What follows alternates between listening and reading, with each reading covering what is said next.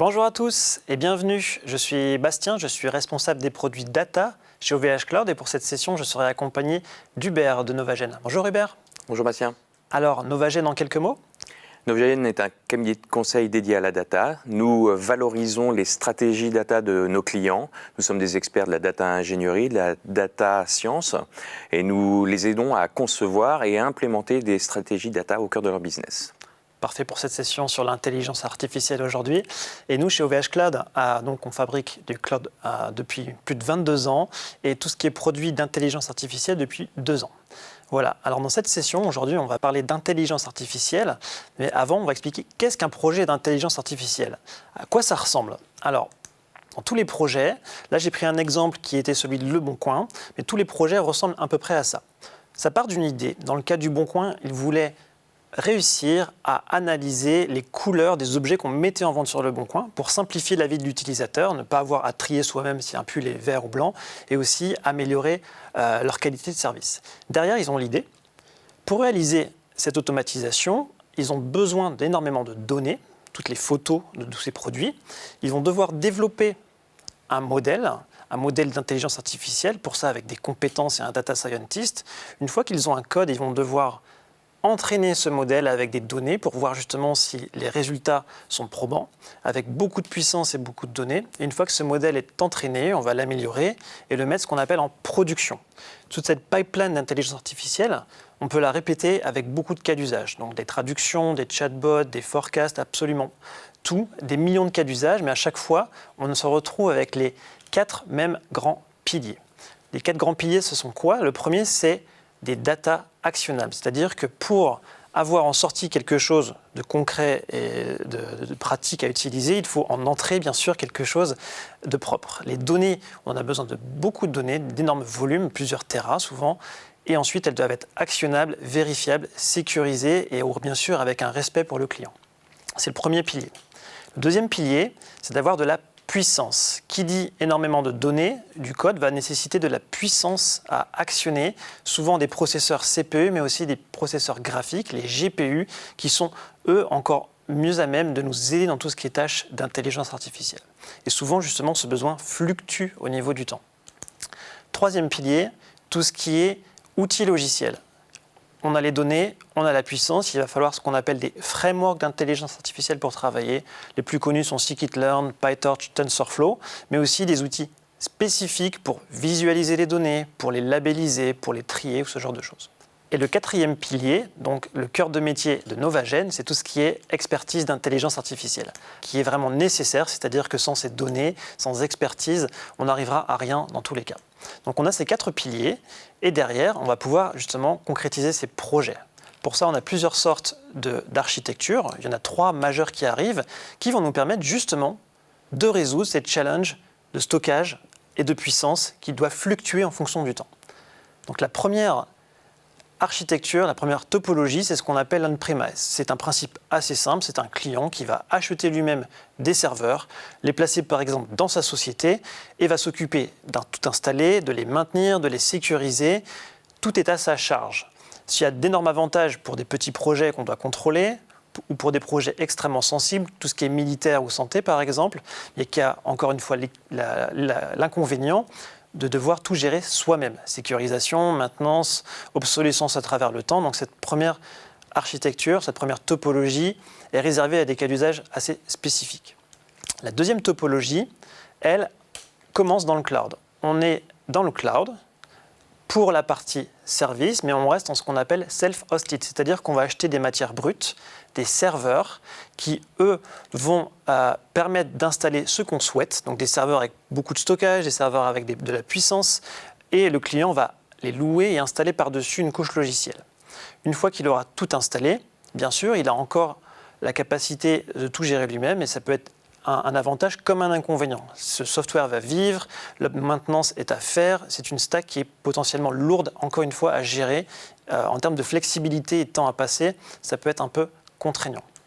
La troisième manière de faire est celle de passer la totalité de ces plateformes dans le cloud. C'est-à-dire qu'on va acheter des outils ou louer des outils ou prendre à l'usage des outils qui sont spécialisés pour l'intelligence artificielle, pour réaliser toute la pipeline du début, as a service, c'est-à-dire qu'on va prendre des choses qui sont réalisées par un cloud provider et managées par un cloud provider. L'énorme avantage, c'est qu'il n'y a rien à faire, dans le sens où il n'y a rien à mettre en place, et cela, on va pouvoir démarrer de manière très flexible avec des besoins à l'usage. En inconvénient, il faut faire attention, c'est que souvent ces outils de cloud provider peuvent avoir des biais, c'est-à-dire des choses qui peuvent être avec des architectures ou des logiciels propriétaires. Donc il faut faire attention à ne pas tomber dans ce qu'on appelle le lock-in, c'est-à-dire quelque chose qui va nous bloquer et nous verrouiller chez un cloud provider précis. Et le deuxième point d'attention, c'est la partie paiement, puisque tout est extrêmement flexible, les coûts sont souvent très peu prédictifs. Ça, c'est deux biais qu'on essaye d'éviter justement chez OVH Cloud avec des prix prédictifs et des choses qui sont, softwarement parlant, on va dire, totalement transparentes et open source. Donc ça, c'était la théorie, 3 architectures. On va voir maintenant avec toi, Hubert, des cas pratiques. Merci Bastien. Donc, Novagen, nous sommes habitués à travailler avec des acteurs de secteurs différents. Nous sommes agnostiques aussi bien de la grande distribution, des transports, du bancaire ou du réglementaire. Et on connaît bien les contextes dans lesquels la très forte sensibilité des use cases et des données peuvent exiger de rester on-premise. Par contre, c'est se couper d'une très très grande liberté de composition et d'innovation qu'on va beaucoup plus naturellement retrouver dans les approches IaaS et puis surtout plateforme as a service. Et c'est ce qu'on va voir au travers des 3 use cases suivants. Le premier use case, c'est celui d'un client qui nous a confié la mission de créer une galerie de peinture augmentée à l'intelligence artificielle. Au-delà de cette commande, il y a le fait de se confronter à une très forte volumétrie de données complexes à travailler, des images, des métadonnées, et comme tu le mentionnais, déjà de créer un premier socle de données de confiance sur laquelle on va pouvoir être créatif et délivrer vraiment la valeur du use case. Donc la façon dont on travaille, c'est que nous processons les données avec des standards de manipulation, transformation, stockage de données qui nous offrent de la puissance, de la liberté de transformation et de stockage. Et une fois qu'on est arrivé à ces données, on va dire, de niveau de maturité suffisamment élevé, on peut engager la partie data science, machine learning. À ce moment-là, nos data scientists composent, on va dire, leur approche originale, prennent les librairies standards et puis vont leur insuffler, on va dire, leur créativité pour, à partir des images, par exemple, détecter des couleurs, détecter les objets, reconnaître un style de peinture et être capable de créer un moteur de recherche extrêmement intelligent. Donc ça, c'est un dialogue permanent au niveau technologie entre les données qu'on a stockées et puis une combinaison d'algorithmes et de puissance de calcul à base de GPU qu'on est capable de mobiliser sur certaines heures ou plusieurs jours parfois. Et puis une fois qu'on a atteint un niveau de maturité modèle suffisant, de se dire que c'est bon, on peut passer en production et l'inclure. Alors là, c'est l'objectif, sous forme d'une API ou d'un moteur de recherche qui va être consommé au travers d'un site web. D'accord, donc sur ce genre de cas d'usage, vous prenez des briques donc, qui étaient la topologie numéro 3, en termes de plateforme as a service, qui vous permettent d'avoir de la flexibilité à travers le temps et une facilité de gestion. Absolument, ça accompagne le cycle de vie du projet qui n'est pas constant. On travaille en data ingénierie, on structure la donnée, derrière on itère beaucoup jusqu'au raffinement. Et c'est cette approche plateforme as a service qui nous permet de délivrer cette valeur. D'accord. Le deuxième use case montre à quel point l'intelligence artificielle peut soulager des points de souffrance dans les organisations et montre un projet beaucoup plus ramassé dans le temps, qui est celui de traduire pour un acteur du retail des centaines de milliers de titres d'articles. Et là, on mobilise un modèle préentraîné que nous avons récupéré sur la plateforme Hugging Face, qui ouvre des standards et des modèles préentraînés, et que nous avons pu exécuter sur un certain nombre d'heures sur la plateforme OVH, et de fait répondre à cette problématique qui, si elle avait demandé des ressources humaines, aurait été extrêmement coûteuse.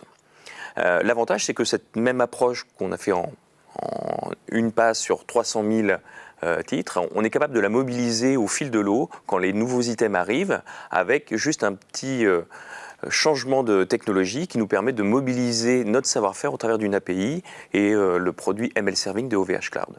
D'accord. Donc là, encore une fois, une facilité de gestion avec les pics de charge de manière temporelle, quoi. Absolument.